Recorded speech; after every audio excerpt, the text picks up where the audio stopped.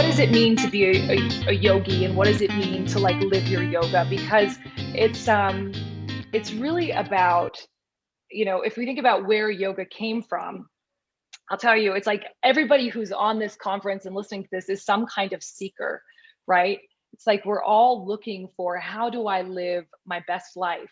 How do I feel most alive? How do I avoid suffering? How do I kind of move beyond feeling stagnant? How do I move beyond perhaps even this feeling that I have inside me where I feel deficient, right? Where I feel less than, where I don't feel worthy? And these are questions that yogis have been wrestling with forever. So it's like, whether or not you practice yoga, it doesn't matter. This talk is really more about how we live our lives, fully to our own capacity. And one of the things that I just want to throw out there to everybody is that a lot of times people think that yoga is about being calm. It's like meditation. We're going to do Shavasana, we're going to meditate, and we're just going to calm down. I used to think this too. I was like, yogis have like it all together, right? They're so, they're like so quiet and passive and peaceful all the time, right? Don't we think that? Right? Yes. We think like, oh, namaste, they're so calm. I don't think that's true anymore.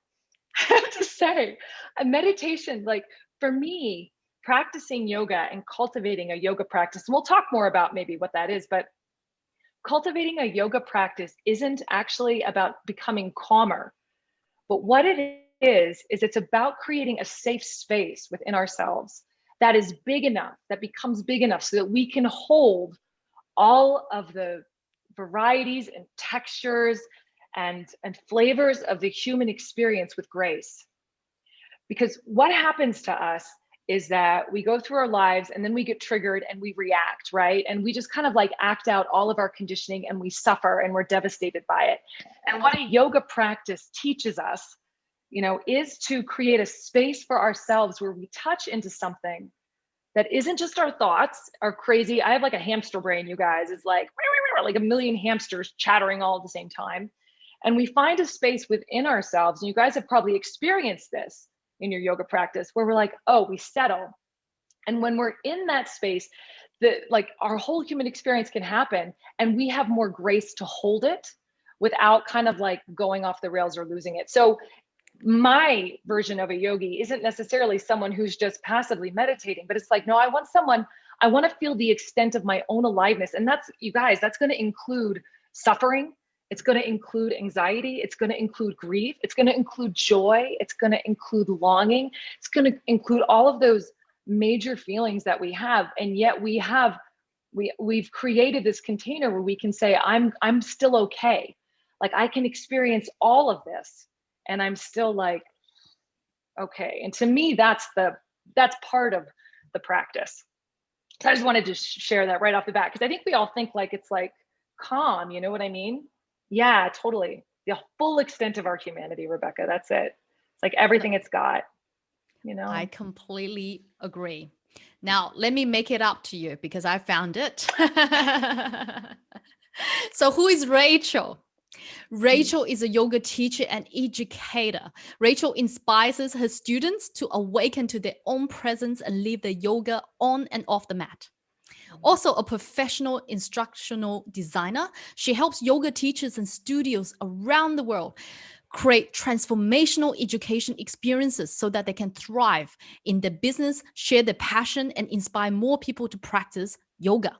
Her experience includes earning 2 master's degrees, authoring 5 books, leading over 20 200-hour teacher trainings, and building a teacher training department for a national yoga studio. As a yoga expert, has written for periodicals such as Yoga International, Yoga U Online, and the Huffington Post, appeared on CTV, breakfast televisions, and numerous podcasts, and presented at venues such as Wanderlust and the Omega Institute. She exuberantly shares her knowledge and skills through coaching, her blog, YouTube channel, and free online classes. Please help me welcome Rachel Scott and put a number 9 in the chat box. Yeah, a number 9. What does 9 mean? Is that like just welcome? It doesn't mean anything. I just put things random. People have to think about it and type it in. It's a trick Love to it. get people engaged, you know? Yay. That's great. That's clever. Yay. Hello. Yay. Hello, everybody. Thank you, Michael. That's Yeah, great. Oh wow, Rebecca, you beat Michael. Yeah, I go got so go many team. nines. There's a Oh, little bit of healthy, competition going on.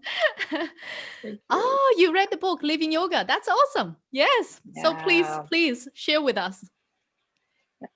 Um, so you know what I want to start off by saying is Yeah. that when people, the reason that people come, like, and you guys feel free to say yes if this resonates with you. But I think the reason that we start on what somebody might call a spiritual path, like a spiritual path, it can sound so, not to probably the people who are on this, because you guys, this is your jam, but it feels, sometimes the idea of a spiritual path can feel like lofty or remote or removed from kind of this world that we actually live in, right? And you know and I feel as if the times that I've been thrust into a spiritual path, and Silky, I resonated with you so much about this when I learned about your journey too, is like, really, aren't we thrust into the spiritual path when the shit hits the fan and life absolutely sucks? Yes. Do you know what I Yes, mean? yes, It's yes. like, you guys, right? It's like we hit, and so for some of us, that's been this past year, which has been really, really challenging and really thrown us for a loop. I know, right? Because what happens when the shit hits the fan, basically, is that the way that we do the world and our conditioning suddenly doesn't match with getting what we want. And this is kind of, it's so funny. I was resonating with what Susan was talking about earlier, because she was talking about ways that we can live our values and really describe what we want very clearly. And the times that we get unhappy are when our partner doesn't do those things that are on our list, right? It's when we go, you're not doing the thing, you're not speaking my love language, you don't listen to me, we're not connecting, and it doesn't look this way. And that can happen on a huge scale for us when like COVID hits and the world falls apart. For me, and Silky, I think we resonate with this one. For me, it happened because, okay, so back, I'll give you guys, like, when Rachel, when Rachel's ego broke. This is like the story when Rachel broke. I was living in New York City, and I was like a go-getter, and I was like, I'm an actor and I'm a New Yorker. And I was with my boyfriend at the time, and he was from Canada. Canadians, this is how I got to your country. And we were like, we want to have children. He wanted them to be Canadian, obviously, right? Have dual citizenship. So we're like, we're gonna move there. Okay. So as we sell all our stuff, we're traveling across the country, we get married en route to Canada from New York City. And the day before our wedding at my parents' house in Arizona, his mother suddenly dies from an accidental pain medication overdose the day before my wedding. And we were like, and he and his mom, I know, right? Is like, and he and his mom were like super close. Like, really, they were like, he didn't have a dad, he had his mom. It was devastating. And, and we were like, what are we going to do? And we decided to carry on. We got married, but he didn't have very good coping skills for addressing this profound grief that he experienced. And he was an alcoholic, and he started drinking again on our honeymoon.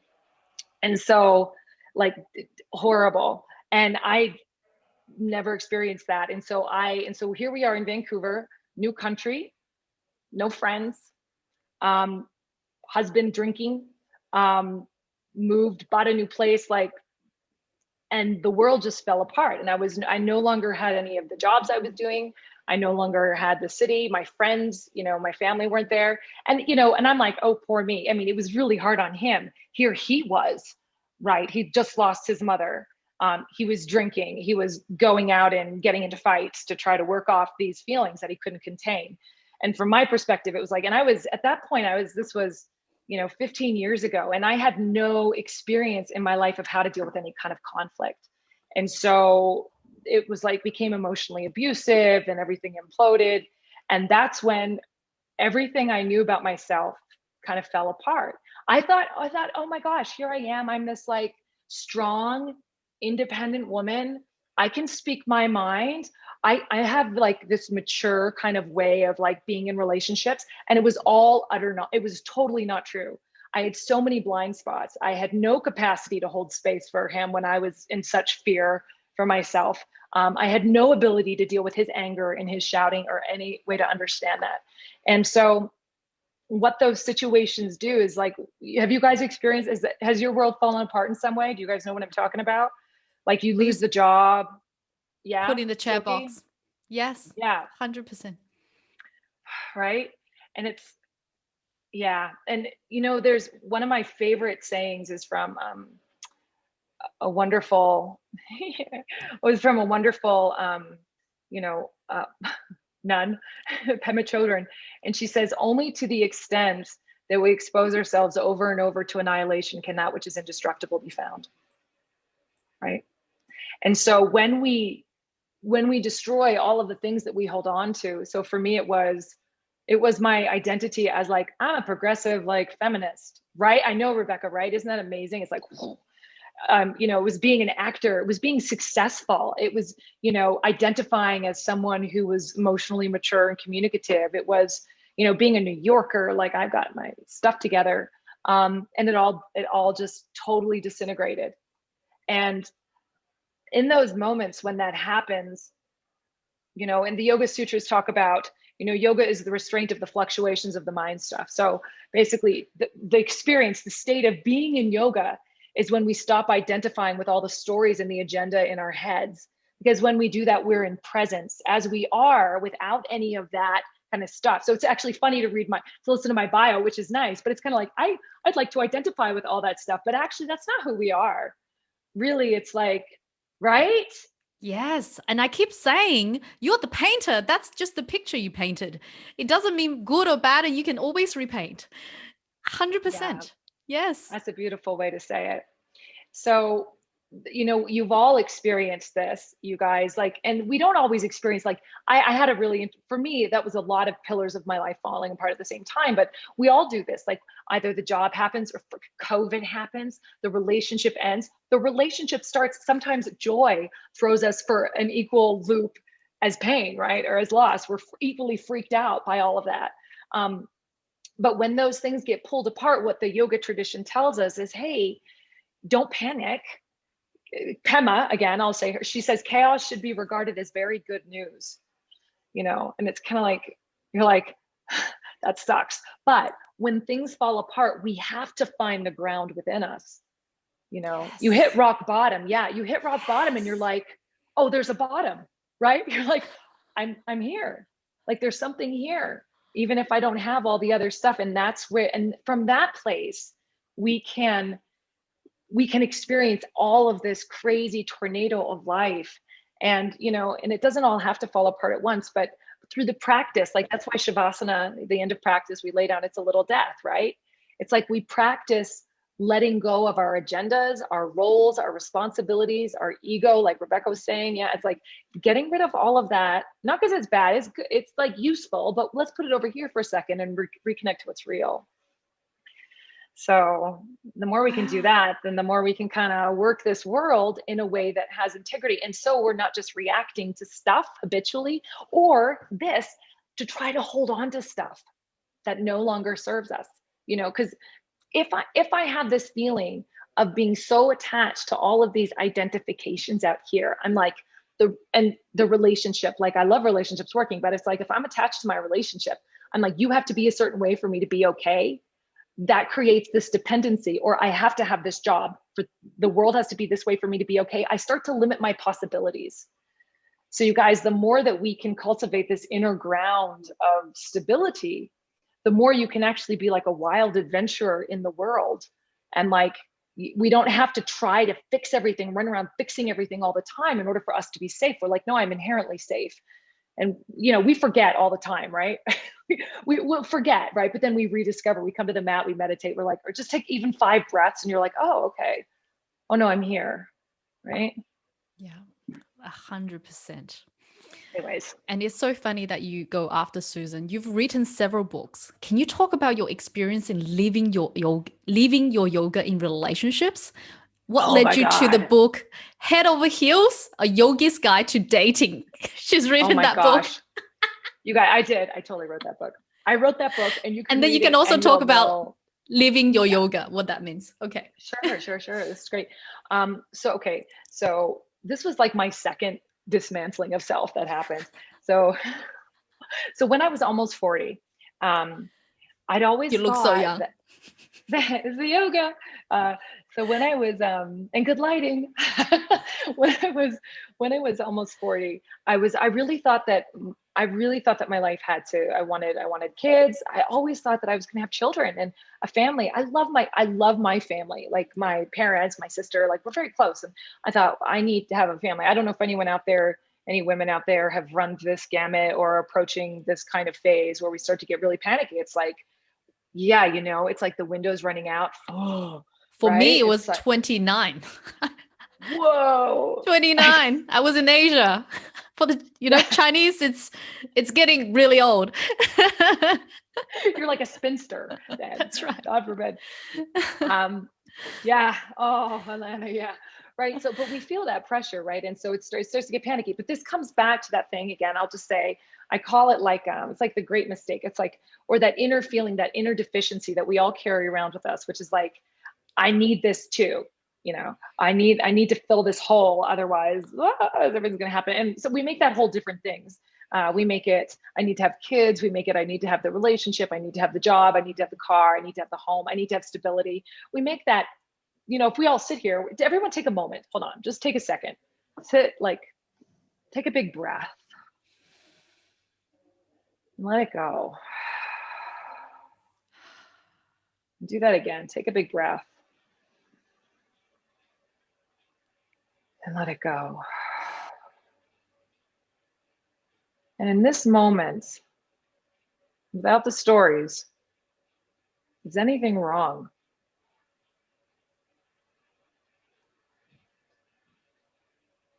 No.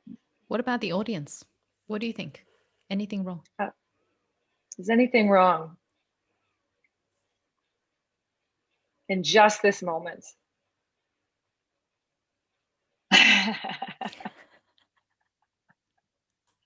Right? But we get so caught up. And this isn't to say, yeah, and this isn't to say, you guys, that we shouldn't want those things, you know, or do the relationship, like find the right relationship. This isn't to say that that isn't fun and awesome, but it's more fun and more awesome when we're not desperately attached to it.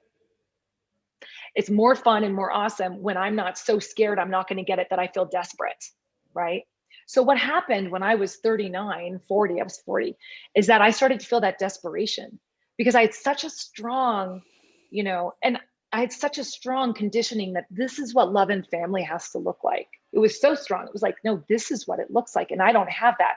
And so I started to feel that kind of feeling. And so I was like, I just broken up with my long-term boyfriend after the ex-husband. And I was like, you know, drinking, I would love to say that I was like meditating. No, I was watching Netflix and Downton Abbey and drinking wine and eating popcorn. Massive. If you know me, it's like massive bowls of popcorn. So much popcorn, I can't even tell you. Anyway, and so I thought, you know what? Like, this is not it. Like, if I'm going to take this, if I'm going to try, I need to go out there and date. Like, so I signed up for every dating site. Tinder, Match. My parents were like, how about farmers.com? I kid you not. They were pushing for farmers.com because they're from Texas. I was like, no, I'm not signing up for farmers.com. Anyways, I signed up for all of them. Okay. And then I started going on all these dates, right? And I started to recognize that, that every date, I was like, my yoga practice is coming out so strongly here because I'd go on a date and I would so clearly see all of my stuff come up. Like, it was like, oh, wow, this is what I like to tell them because I think it'll make me look good, right? It was like, here's these stories and these bios that I run, or these narratives, right? And I was like, this will make me look impressive. I have no idea what they think is impressive, right? I would also see all the projections. So the yogis call these vrittis, right? So there's the vrittis are the fluctuations of the mind, which are just happening all the time. And there's imagination, right? So I would go on, I remember one time I went on this one date with this guy and he like knocked my socks off. I was like, oh, I was like, he's the solution to my problems. I was like, this is it. Right? So nice to have you here, Rebecca. But I was like, this is the guy, right? And so I go home and immediately, like, I was like, yeah, he could be cool, but I'm not attached. I started having these fantasies of like a wedding. I mean, I totally didn't know this guy, and he turned out to be very flaky and not really right there, right? So it was like total projection, but I could see like it was all of the stuff that we do in our minds, which is so in our minds and not in actually the presence of the moment, I could see it so clearly. And I also recognized my own kind of intense like need to fix my problem and trying to grasp it from the outside world, which is everything in my yoga practice that said, no, no, no, that's not the way. The solution is inside. God is inside. The wholeness is inside. It's not outside. And so, but then even just in terms of living yoga, and like the yogis have something called yamas and niyamas, or just, ways of being. And the first one is nonviolence, right? And the second one is satya, truth. And so I started making it a practice, yeah, so much projection. So I started making it a practice. I was like and I hate conflict. Remember, if you remember the divorce story, hate conflict, hate dealing with that, like hate disappointing people. So I made it a practice at the end of every first date to like take this person and say to them, like, where do you think we're at? Do you want to meet again? And to be really honest, because do you guys know if you've gone on dates and then you ghost or someone ghosts on you? Has anyone had that happen out there? Throw it in the chat. Like, Yep, throw in the chat. Oh my gosh, right? Because, and I think it's actually really more violent to do that, because if I ghost on someone, if I'm like, oh my God, no, that was great, yeah, we'll do it again, just text me, right? And I go off, then all of a sudden they're left in this space of non-reality, right? And there's a satya in Tantra. Satya is actually one of the first things, the first principles. And it's like being in reality, right? And when we're in our minds and in these projections, or when I'm letting somebody be in a space that is not truthful, because I haven't had the courage to step up and say, you know what? I appreciate your time. Thank you so much. There's something I need to feel that I'm not quite getting here, but I really appreciate you taking the time to get to know me and to spend some of your evening with me. Like, that is kinder. That is less violent than me prioritizing my own comfort momentarily. So basically this book came about because the more I went on dates, the more I recognized how I could take these principles that I could find easily on the mat. Oh, I'll just be nonviolent with myself when I do my hamstring openers. I was like, no. The test is like, how do we do this in relationships, right? How, which is where the rubber meets the road. And when you're doing it with someone else, it's like, that's the master class, right? Desikachar says, you can't, he's a yogi guru, right? You can't measure the quality of your yoga by like downward facing dog. You measure it in your relationships. It's in your relationships, whether it's working, right? So Wow. that's where that book came from. And so, and by the end of it, I was like, I went through this process of, I was like, well, I'm not meeting the guys. I was like, I'm going to do it on my own. So I went and I did the fertility clinic and the sperm donation thing. And I was like, we'll give it a go and we'll see what happens. And I gave it several tries. And I was kind of like, here I am, universe, if you want to impregnate me. And then that wasn't the road. And then it was kind of like, great, I tried. And so it was kind of like, and then I had to sort of go like, you know what, family and love, it can look like a lot of different things. It doesn't have to look like this thing that I thought it did. Right? So we dismantle our expectations in order to be in the reality of what is and in the possibility of what is. Yeah, Alana, I hear you. Yeah. Is this what you mean by living your yoga? Is that what you mean? Yeah, living your yoga. Well, you know what? I think if I had to distill living your yoga to one thing, it would be presence, awakeness, right? So, because that's the only way that we can live our yoga is by being awake. And it's really hard to be awake, you guys, right? It's easier to be on autopilot. Neurologically, we are conditioned, our little brains are so cute. They want to take the shortcuts and they want to go the same way to work and they want to eat the same thing every day. And they want to have the relationships that our parents had, right? And they want to, do the things that usually make me happy. And so what we wind up doing is we wind up going through our lives basically on the rails of what we've already done. And so if we want to live our values, which resonates with me with what Susan was talking about. If I want to live the values of my life, those are not necessarily the values I've been conditioned to. So for me, if a value of mine, I threw it in the chat earlier during Susan's talk, right, is radical honesty. And Oh, I sucked at radical yes. honesty because I hate disappointing people, right? The Yes.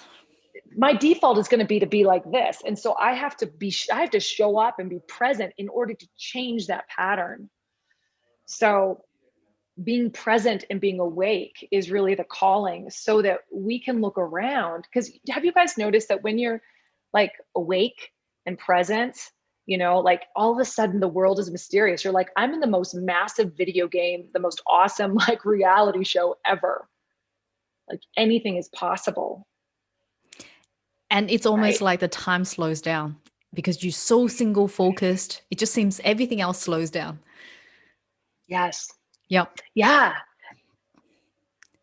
Sorry, I was just going to ask you. So, Yeah. leaving your yoga, if it comes down to presence, how does that relate to you telling the guy, thank you, but this is not?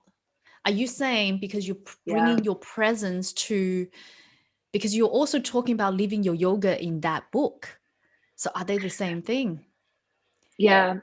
Well, so there's two parts, I think, to being a Yeah. yogi, a good Yeah. tantric yogi in the world. Exactly. The And yogi. Yeah. yeah. So, okay, just a little brief history. So yoga has a history of yogis practicing yoga by running off into the woods. They ran off into the woods and meditated and were like, I'm not dealing with my wife and my cow and my sister and my parents. They're irritating and they get in the way of my yoga practice, which is about being calm. I'm going to be here. And then as yoga evolved over time, Tantra yoga came about, which some people might think is about sex, but actually isn't really about sex. And Tantra yoga is about like how we live in the world. It's like, I'm going to practice yoga in the world because the world is an expression of universal consciousness. The world is God incarnate, which is beautiful because then I suddenly it matters how I am in the world because I'm expressing universal consciousness. I am able to consciously choose how I, create the world. So you guys, with every action that you take, you are creating the world. So when I do my habitual stuff, I'm just creating the old stuff, right? Which might be a little dysfunctional or yeah. But we can choose now, if we're present, we can choose to act differently. I can choose to act according to my values, which I deem like important to me. And through my actions, I actually am creating the world around me. So it's kind of like I say in my book, I'm like, if you want the world to be more kind, you be more kind, right? It's like Gandhi said, be the change you want to see. I might be paraphrasing that a little bit. So from this perspective, as yogis, if you're a yogi, there's kind of two things that we're looking at. One is, how do I, first of all, realize that all this stuff out here, all the mental stuff and all the things I'm thinking and all that stuff actually isn't what I need to hold on to in order to be safe. I go inside and I, take a moment of quiet and I go like, I'm okay. And we find that space, that groundedness, guys, before things fall apart, right? It's like we find that space so that we don't have to be so attached to the world being the way we want it or think we want it, right? So there's that stage, which is like transcending the world. So that's a practice we do as yogis, just to remind ourselves not to be so attached and greedy about things, right? But the other practice is to live with integrity, right? And so that's to live the principles that we want to create in the world. So for me, in that moment with the guy, right? If I'm just doing my habitual thing, then I'm going to be like, thanks, Scott. Really nice to see you. And sure, shoot me a text because I don't want to deal with his disappointment or I don't want to, and I'm just afraid of the uncertainty. He might not be disappointed. He might be like, me neither. Yeah, no job. You're great. But, he might totally feel that too. I don't know. But the thing is, the uncertainty is so scary for us, right? And so it's like that willingness to step into what we don't know. But in order for me to live the values that I think are important, so just like when you made your values earlier about relationships, right? The qualities you want in relationships, you can do that for the qualities you want to embody yourself, right? Who do you want to be? Who are you, right? And then I say like, okay, so how do I live that? So if I want to practice radical honesty, if I want to cultivate radical honesty in my relationships, you bet your ass I'm going to practice it in the dating arena when the stakes aren't that high, so but we can't do it unless we're present, right? Does that make sense? That makes a whole lot of sense.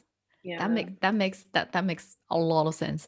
So okay, so is yoga the tool for you to master emotions, or do you use something else? Oh yeah, no, yoga's great. I mean, therapy's great too, guys. Don't get me wrong. Like therapy's awesome. But okay, but again, here it comes back to in terms of mastering emotion. So there's okay, this makes me so excited. Okay, so there's a few different things. So one of the things is, and we can do little practices too. How long do we have, Silky? How much time do we have with How this much crew time do we have? before Audience, why Q&A? don't you let me know how much time you have? Because I know we've got, because we're going to do the Q&A with Susan too, and so I don't want to eat up too much space here. But maybe we could do a couple of little exercises together, and I'll show you what I mean. Yep. So okay, so you guys know, like, yoga is a body mind practice, because the yogis went, and it wasn't always. So yogis just used to meditate. That was it. And it wasn't until like the Middle Ages, you guys. This is recent, like a few hundred years ago. People were like, oh, the body, let's use the body, right? So this is recent. But what we can do is through accessing the body, like, even if, because we can recognize if you've been depressed, friends, I've been depressed, I've had panic attacks, I've been anxious, and you kind of know, you're like, and part of you goes, my mind's going off the rails, but we feel powerless to stop it, right? So yoga, I mean, if it's something intense, then we go to our doctor and we say, help me out, I need something to shift this state, right? So we can get on top of it. But yoga in little ways can help us do that. So for example, and now this is a fun practice. Does anyone know breath of joy? You guys in the chatty chat, in my little chatty chat at home? Breath of joy? No. Just say yes or no. Maybe. Put in Just the yes or chat. no. I do not. I'm gonna teach it to you. Okay, cool. Okay. So this would be a practice to do. So what yoga recognizes is that we sometimes think we have to change our mind to do the thing. Do you guys know, you're like, I don't feel like working out, therefore you don't work out. But when you start working out, then you want to work out. So sometimes we have it backwards. You got to change your body to change your mind. You can't just change your mind. Our mind is like a little hamster, right? It doesn't always know what it's doing. But we can consciously, here's presence again, we can consciously step in and become masters of our own physical, emotional state. And this is yoga, right? Okay. You got laughing yoga is an awesome example actually of doing this too, Sydney. Exactly. Like if you start laughing, you guys notice you change your emotional state. So what you can do is you can use yoga practices, physical practices, to change your physical state, which will then change your psycho-emotional state, right? Yoga is like a psycho-emotional physical practice. So, okay, I want you to do this with me. All right, you're gonna stand up at home.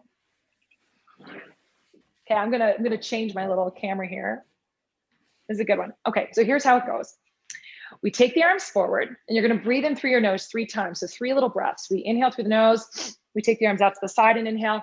We take the arms all the way up and inhale. So there's 3 sniffs through the nose, and you go, and exhale it all out, right? So that's the breath of joy. So let's try it together. We go. And then again, sniff, sniff, sniff, sniff, sniff, sniff. Let's do 3 more.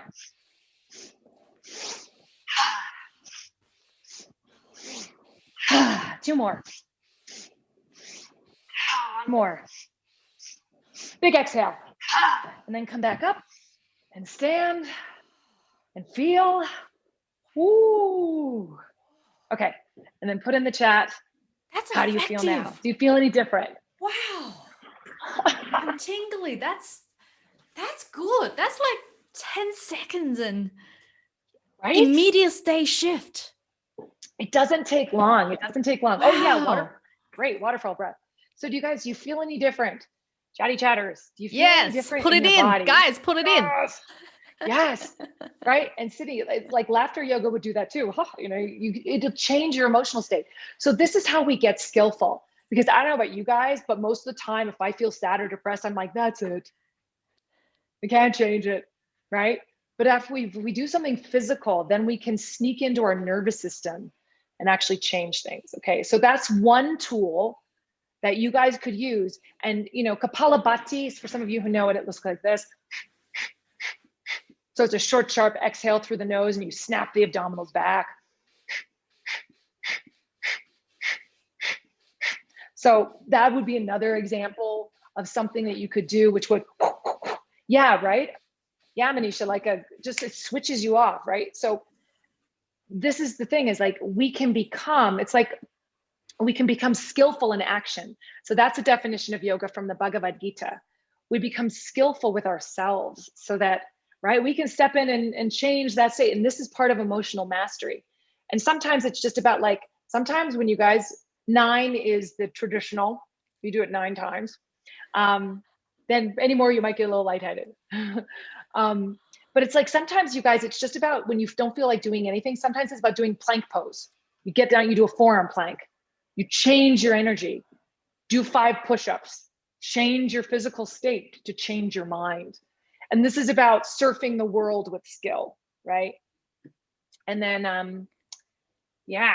And so those are tools that help us to master what we're feeling. And then the second part of course, what I believe is really important with yoga is that we create enough connection to our own centeredness or groundedness so that then the emotions can come and, the grief can come. You guys, I remember I got the phone call one time that my dad had had a heart attack.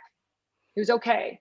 But I got that phone call and I remember just falling on the floor and crying, like, because it's my dad, right? And at the same time, there was a part of me that was watching, Oh, yes. and it's that part, it's having that witness with us so that even though we have these crazy experiences, we also know it comes back in that breath, that moment, like, I'm okay, right? So there's 2 more little things I want to do with you, share with you. So one Okay. of them, is that cool? Okay. And this is like a different way than breath of joy. So this is if we're feeling keyed up and anxious, right? And so in yoga, we've got pranayama, and this is what helps us to create like a more settled thing. So when we're feeling anxious, when we're feeling overexcited, when we're feeling nervous, right? This is a beautiful practice to do. You guys can do it anywhere, anytime. No one will ever know. And so what you'll do is come into a nice seat, like comfortable seat, be on your chair, on the floor, wherever, it doesn't matter. And we'll inhale for a count of 4, and then we'll exhale for a count of 4. So, and if I go too slow or too fast, you guys, you work at your own pace. It should feel easeful. So you can let your eyes close if you want, if that feels okay for you. Let your jaw relax, let your face become super slack. So we let go of that need to kind of hold an expression. And then exhale the breath out.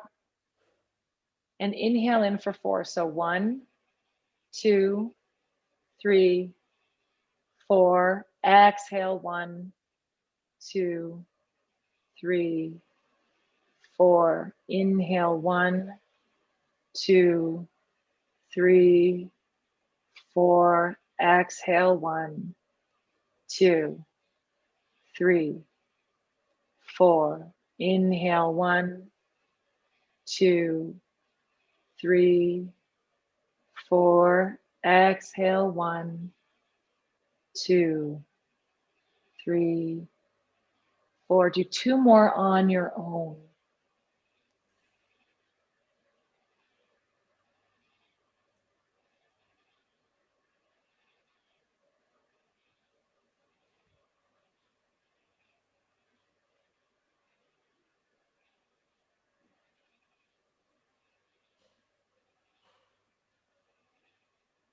And after your last exhale, just let your breath come in and out normally. Just sense how you feel.